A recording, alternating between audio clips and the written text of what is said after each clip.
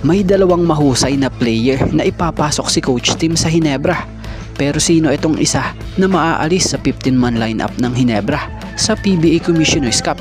So yan ang ating mga tatalakayin. So nito lang, may nabasa tayong article kung saan nabanggit nitong si Coach Tim Cone na wala silang babaguhin sa Ginebra except sa pagdagdag nila sa dalawang player na ito na sila Justin Brownlee and Isaac Go. So sa Ginebra lineup, makakasama ng madaragdag na sila Isaac Go and Justin Brownlee. Etong sila RJ Abarientos, 5'11" guard.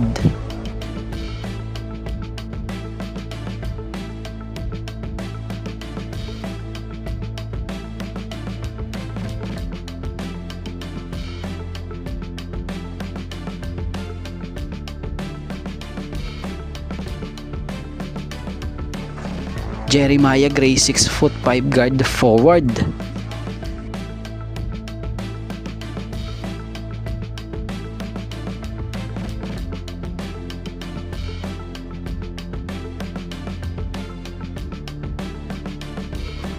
Troy Rosario, 6'7" forward center.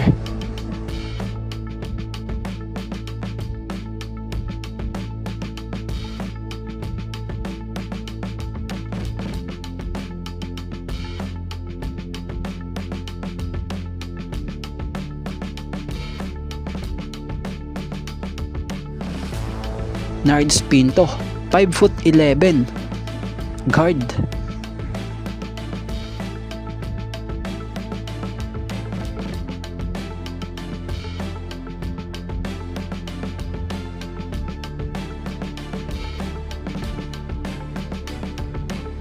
Scotty Thompson, 6'1" guard.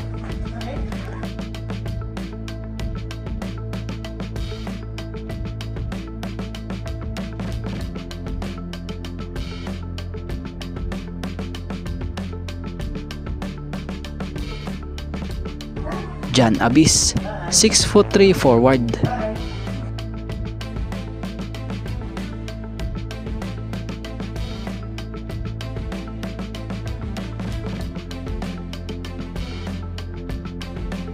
Ralph Koo, 6'4" forward.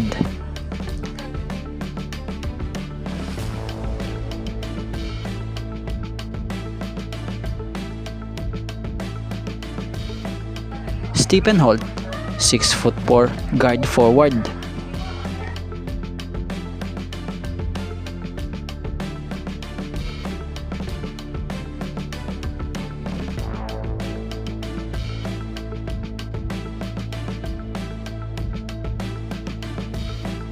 Ben Adamos, 6'7" center.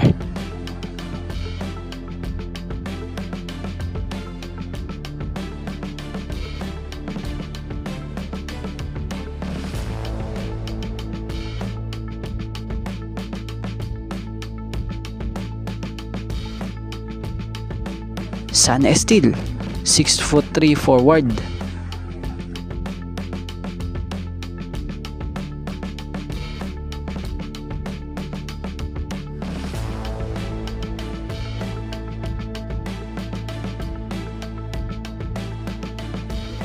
Norbert Torres, 6'6" forward center.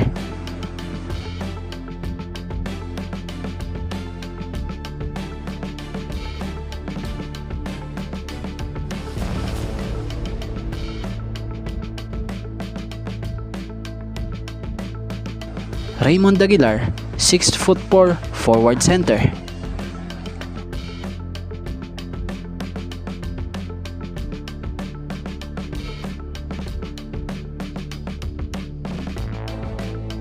Jason David, 6'3" guard forward.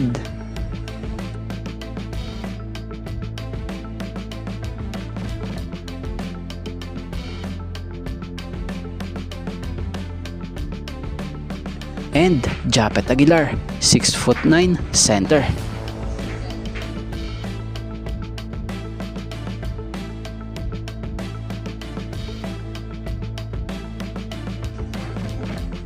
So kung mapapansin nyo, dahil sa pagdagdag sa lineup nila Isaac Go and Justin Brownlee para sa Barangay Ginebra, magiging 16 na nga po ang players nila. Kaya naman sino ang sa tingin nyo'y posibleng isa na player na hindi mapasama sa 15-man lineup ng Hinebra sa Season 50 ng PBA Commissioner's Cup?